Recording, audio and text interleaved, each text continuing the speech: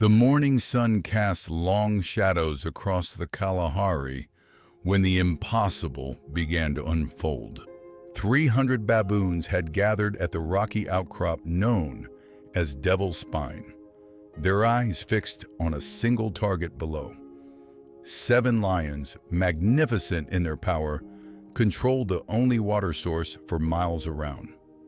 What followed would rewrite the rules of survival in the African wilderness. This was not just another day on the savannah. This was the beginning of a siege that would last 5 brutal days and nights, testing the limits of intelligence against raw strength. The drought had been merciless that season. Rivers turned to dust. Watering holes cracked like ancient pottery, and desperation drove creatures to acts unimaginable. But nothing could have prepared the wildlife researchers at Swalu Reserve for what they were about to witness. Dr. Sarah Mitchell had been studying primate behavior for over 2 decades, yet even she stood speechless as the massive baboon congregation took shape. These were not scattered troops competing for resources. This was an army with purpose, and their target was clear. Below them, the Maypogo Pride held dominion over Falcon Springs, the last reliable water source in a territory spanning 50 square kilometers. 7 lions, each a battle-hardened survivor of countless territorial wars, commanded respect from every creature that dared approach. The dominant male, a scarred giant weighing nearly 400 pounds, bore the marks of victories that had earned him the nickname Goliath among the research team. His mane, dark as storm clouds, framed a face that had never known defeat. Beside him stood 6 lionesses, each a lethal predator in her own right, their amber eyes constantly scanning for threats to their cubs hidden in the nearby caves. The baboons understood the mathematics of their situation perfectly. Individual strength meant nothing against creatures designed for killing, but 300 minds working as one presented possibilities that nature had never intended. These were not ordinary primates driven by simple hunger. Drought had forged them into something unprecedented, a collective intelligence that recognized opportunity where others saw only death.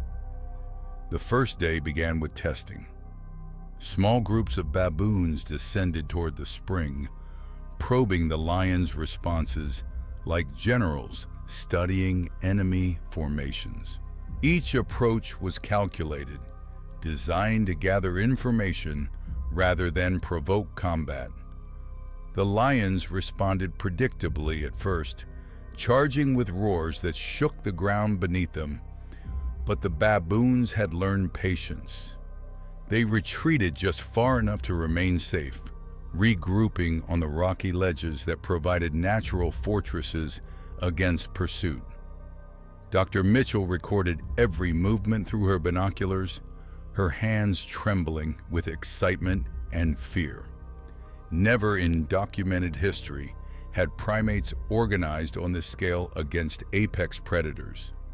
The baboons displayed coordination that defied conventional understanding of their social structures. Sentries posted at strategic positions maintained constant watch while others scouted alternative routes to the water. Their barks and calls created a communication network that spanned the entire outcrop, a language of war that the lions could hear but never comprehend. Goliath sensed the unusual nature of this challenge. His years of dominance had taught him to read the intentions of every creature in his territory. Hyenas he could scatter with a single roar. Leopards knew better than to test his strength. Even elephants granted him respectful distance at the watering holes. But these baboons carried themselves differently. There was no fear in their posture, no instinct to flee when he approached. Instead, they watched him with calculating eyes that seemed to measure his every step. The lionesses grew restless as the day wore on. Their cubs needed water, and the constant presence of the baboon army created an atmosphere of tension that made hunting impossible. Every shadow could hide an attack. Every sound might signal the beginning of an assault. The pride had faced many challenges, but never had they encountered an enemy that refused to engage in direct combat while simultaneously refusing to retreat. As darkness fell on the first day, the true nature of the baboons' strategy began to reveal itself. Under cover of night, they implemented a tactic that would have impressed military strategists. Working in coordinated teams, they began constructing barriers from fallen branches and rocks, creating defensive positions that overlooked every approach to the spring. The sound of their construction echoed through the darkness, a constant reminder to the lions that their enemies were not resting. The second day brought escalation. Hunger and thirst had sharpened the baboons' desperation, but it had also focused their intelligence. They launched synchronized diversionary attacks, drawing the lions' attention in multiple directions, while smaller groups attempted to reach the water. These were not random assaults, but carefully orchestrated maneuvers that forced the pride to spread their defenses thin. Goliath found himself facing a puzzle that brute force could not solve. Each charge he led resulted in empty air as the baboons melted away into their rocky strongholds. Each retreat brought them back in greater numbers, pressing closer to the precious water source. The pride's usual tactics of intimidation and overwhelming force proved useless against enemies that refused to play by the established rules of predator and prey. The lionesses began showing signs of strain. Protecting cubs while defending territory against 300 enemies required constant vigilance. Their hunting instincts told them to attack, but their survival instincts warned of the impossible odds. 7 against 300 was mathematics that even apex predators could not ignore. Dr. Mitchell documented behavior patterns that challenged every textbook on African wildlife. The baboons had established supply lines, bringing food from distant foraging grounds to sustain their siege. They rotated guard duties, ensuring fresh troops maintained pressure while others rested. Most remarkably, they demonstrated what could only be described as tactical thinking, adapting their strategies based on the lion's responses. The third day witnessed the first serious casualties. A young baboon, emboldened by the apparent success of their strategy, ventured too close to the spring during the heat of midday. Goliath's charge was swift and merciless, his massive jaws ending the siege's first life in seconds. The response from the baboon army was immediate and terrifying. 300 voices rose in unison, a sound of rage and grief that seemed to shake the very foundations of the outcrop. What followed was the closest the siege came to all-out warfare. Waves of baboons descended from multiple directions, their coordination so precise it resembled a military assault. Rocks rained from above while others attacked from ground level, their movements synchronized with deadly efficiency.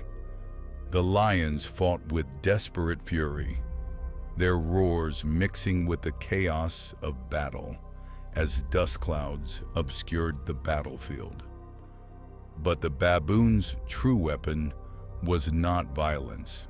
It was endurance.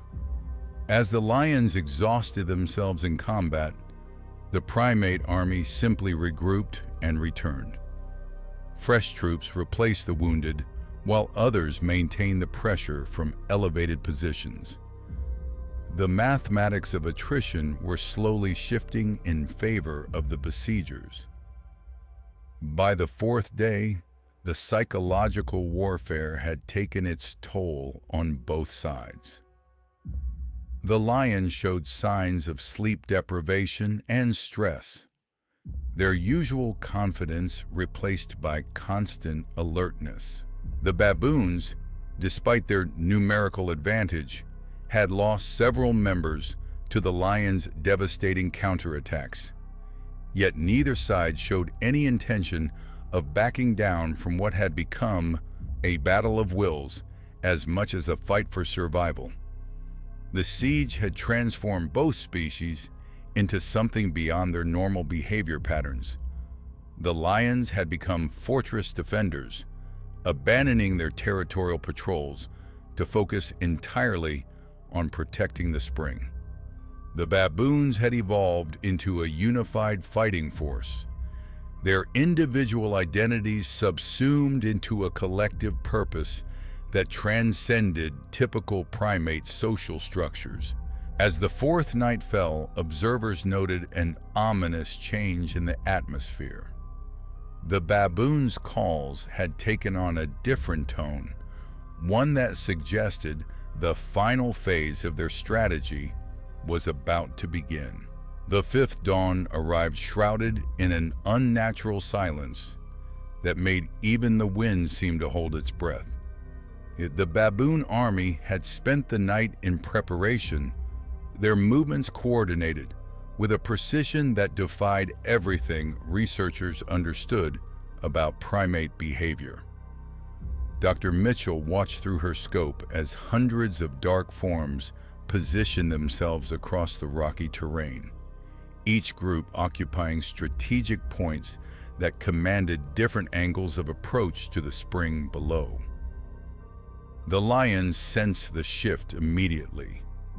Goliath raised his massive head, scanning the outcrop with eyes that had learned to read danger in the shadows. His mane bristled as the morning light revealed the full scope of what the baboons had accomplished during the darkness. They had constructed an intricate network of stone barriers and branch fortifications that turned the entire Devil's Spine into a fortress overlooking their prize. What happened next would be remembered as the most audacious display of collective intelligence ever recorded in the wild. The baboons launched what could only be described as a coordinated siege assault, but their weapon was not violence. It was psychology. They began a systematic campaign of harassment designed to break the lion's will through exhaustion rather than direct confrontation. Teams of 20 baboons would descend from different directions simultaneously, forcing the pride to respond to multiple threats at once. As soon as the lions charged toward one group, another would appear from an entirely different angle, probing for weaknesses in their defenses. The attacks were precisely timed to prevent the lions from resting, eating, or drinking in peace. The lionesses found themselves trapped in an impossible situation. Their maternal instincts demanded they protect the cubs hidden in nearby caves, but their survival depended on maintaining control of the water source. Every moment spent defending one priority left the other vulnerable to the relentless pressure of the baboon siege. Goliath's responses grew increasingly desperate as the day progressed.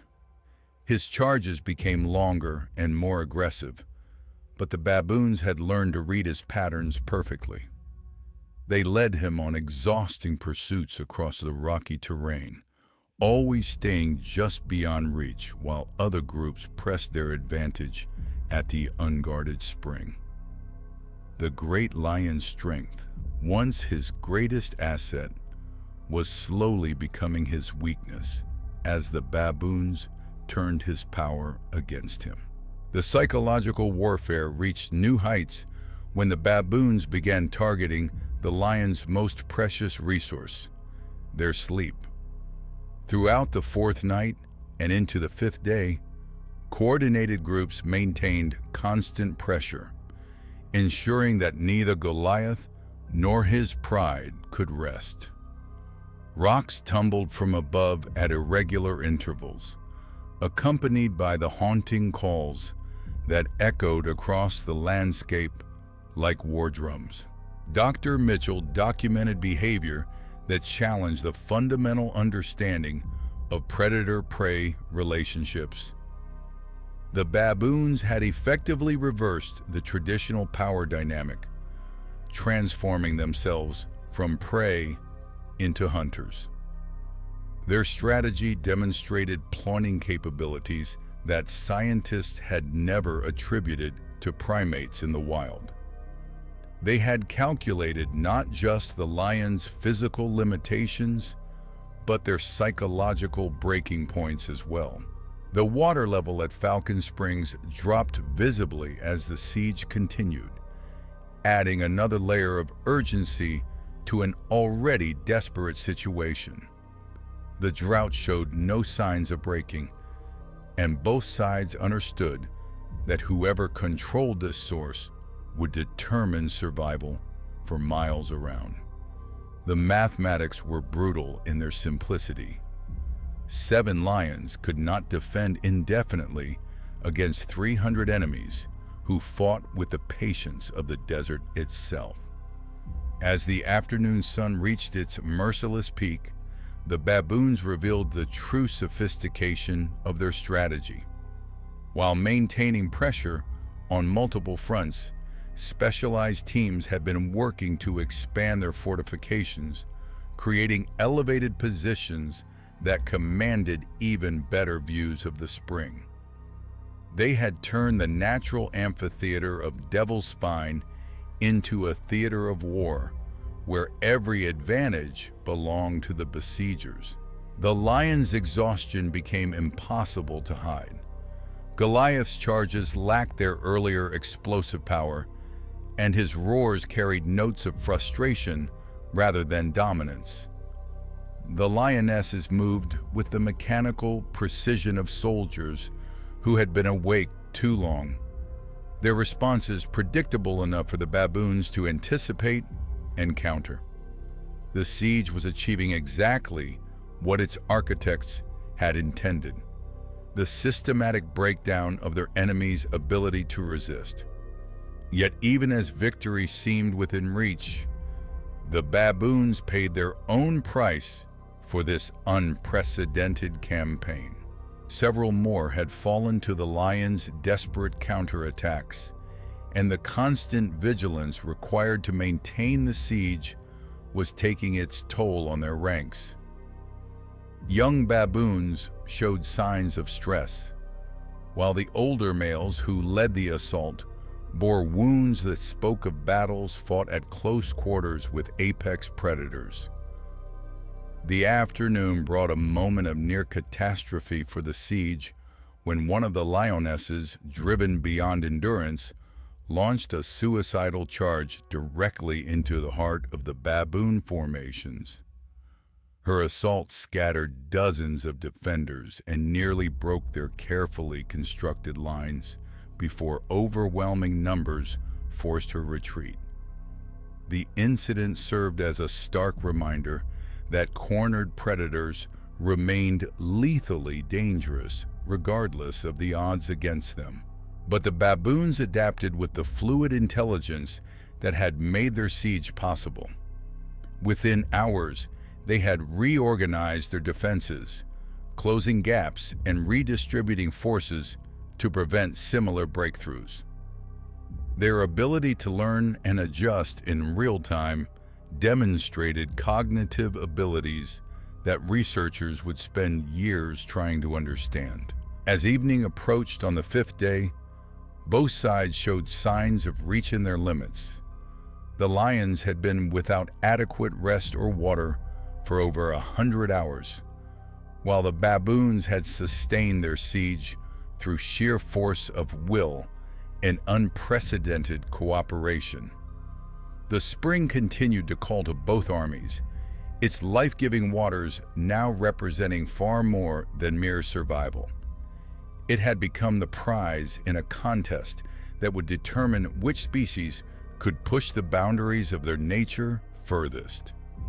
The final phase of the siege was about to begin, and the gathered researchers knew they were witnessing something that would reshape understanding of intelligence, cooperation, and survival in the African wilderness. The sixth dawn painted the Kalahari in shades of blood and gold, but the beauty of sunrise was lost on the exhausted combatants below. 5 days of relentless siege warfare had transformed both species into shadows of their former selves. The baboons maintained their positions across Devil's Spine with mechanical precision, their once vibrant chatter reduced to essential communications that carried across the rocks like whispers of the dead. Below them, the 7 lions moved with a sluggish determination of creatures pushed beyond all natural limits. Goliath's massive frame bore the scars of countless charges into empty air and rocky terrain. His dark mane, once a crown of absolute dominance, now hung matted with dust and dried blood from wounds inflicted by flying stones. Each breath came harder than the last, his chest heaving with the exhaustion of a king who had never learned to surrender. The lionesses flanked him in formation, their golden coats dulled by days without proper rest or nourishment. Yet their eyes still burned with a fierce protective instinct that had kept them fighting when logic demanded retreat. Dr. Mitchell adjusted her position on the observation platform, her equipment heavy in hands that trembled from days of continuous documentation. The data she had collected would rewrite textbooks, but the scientist in her wondered if anyone would believe accounts of what she had witnessed. 300 baboons had maintained a coordinated siege for nearly a week, displaying tactical thinking that challenged every assumption about primate intelligence. Their strategy had evolved with each passing hour, adapting to the lion's responses with the fluid precision of a living organism. The spring itself had become the altar upon which this unprecedented war was being fought. Its waters, now barely 3 feet deep, reflected the morning sky like a mirror of liquid hope. Every drop represented life in a landscape where death ruled with absolute authority. The mathematics were simple and brutal. Without access to this source, neither army could survive another day under the merciless African sun. Throughout the early morning hours, the baboons implemented what observers would later call the final gambit. Rather than maintaining their pattern of probing attacks, they began a systematic tightening of their siege lines. Groups that had operated from distant positions moved closer, creating an ever-shrinking circle of surveillance around the spring. The message was clear. The time for testing had ended. The moment of ultimate confrontation approached like storm clouds gathering on a clear horizon. The lions recognized the shift in their enemy's behavior immediately. Goliath's scarred head lifted as he studied the closing formations with eyes that had lost none of their intelligence despite his exhaustion. He understood that the baboons were preparing for something beyond their previous tactics. The air itself seemed to thicken with anticipation as both sides prepared for whatever climax this extraordinary siege would produce. The first assault came not from the expected direction, but from directly above. A coordinated rain of stones and debris descended from the highest peaks of Devil's Spine, forcing the lions to seek shelter beneath rocky overhangs. As they huddled in defensive positions, secondary waves of baboons descended from multiple angles, their movements synchronized with a precision that defied natural explanation. They moved like water flowing around obstacles, each individual part of a larger current that sought every possible path towards their objective. But this was not the chaotic rush that had characterized earlier attacks. The baboons advanced with measured steps, maintaining formation even as Goliath launched himself into their ranks with the desperate fury of a cornered giant. His massive jaws found their mark twice, ending lives with a swift efficiency that had made lions the apex predators of Africa. Yet for every baboon that fell, two more appeared to take their place, pressing forward with the inexorable patience of erosion wearing down stone. The lionesses fought with the coordinated precision of creatures bred for battle, their movements flowing together like dancers performing a deadly choreography. They struck at flanks and retreated before the baboons could surround them, using speed and power to maximum advantage. But the mathematics of attrition continued their relentless calculation. 7 fighters, no matter how skilled, could not maintain perfect execution indefinitely against an enemy that seemed to multiply with each passing moment. The baboons revealed the true sophistication of their final strategy as the morning progressed. While maintaining pressure on all fronts, specialized teams worked to create barriers that would prevent the lions from reaching their traditional escape routes. They had studied their enemies' patterns for 5 days, learning every tactical preference and defensive instinct. Now they applied that knowledge with the calculated precision of generals who had spent years planning a single decisive battle. The siege entered its most critical phase when a group of young baboons, acting with the fearless determination of soldiers following orders, managed to reach the spring's edge. For a few precious seconds, they drank deeply while their comrades held the lions at bay through sheer force of numbers. The psychological impact was devastating. The lions watched helplessly as their most precious resource was violated by creatures they had once hunted without thought. Goliath's response was swift and terrible. He abandoned all defensive positioning and charged directly into the heart of the baboon formation with a roar that seemed to crack the very foundations of the outcrop. His assault scattered dozens of enemies, but the victory was temporary.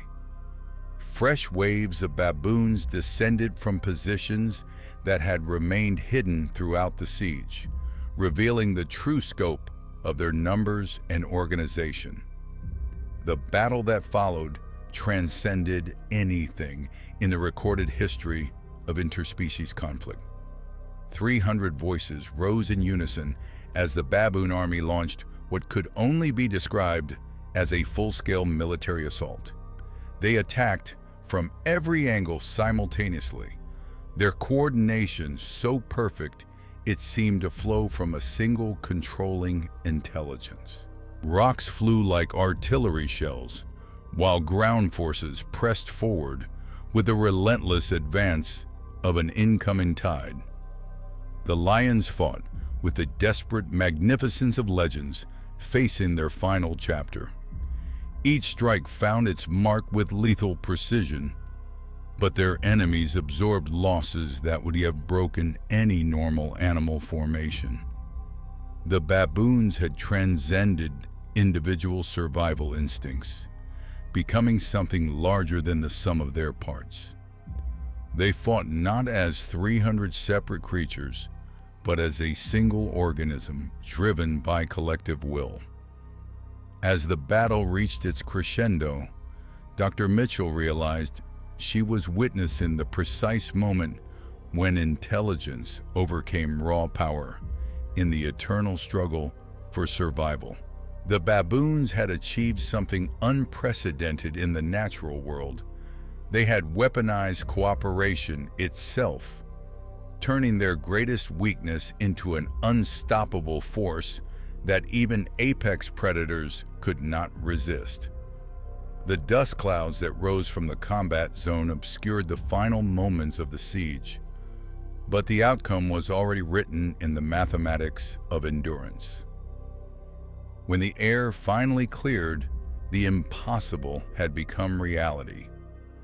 The age of the Lion Kings was ending, and a new chapter in the story of survival was about to begin. The silence that followed was more deafening than any roar the Kalahari had ever heard. When the dust settled around Falcon Springs, the impossible had been carved into reality with blood and determination. 7 lions lay scattered across the battlefield. Their reign ended not by rival predators or the merciless drought, but by the collective intelligence of creatures they had once considered mere prey. Goliath's massive form remained motionless beside the water he had died defending, his dark mane finally still after 5 days of relentless war. The baboons moved through the aftermath with the quiet reverence of soldiers walking through history. They had achieved something that would echo through the annals of natural science forever. 300 minds working as one had toppled kings, rewritten the rules of survival, and proven that evolution's greatest weapon was not tooth or claw, but the ability to think, adapt, and unite against impossible odds. Dr. Mitchell packed her equipment with trembling hands, knowing that her recordings would be studied for decades to come. She had witnessed the birth of a new age in the African wilderness, where intelligence had finally claimed its throne over brute strength. The siege of Devil's Spine would be remembered not just as a battle for water, but as the moment when nature revealed that even its most fundamental laws could be rewritten by those bold enough to challenge them. As the victorious baboons finally drank from the spring they had fought so hard to claim, the sun set on an Africa forever changed by 5 days that proved survival belongs not to the strongest, but to the smartest.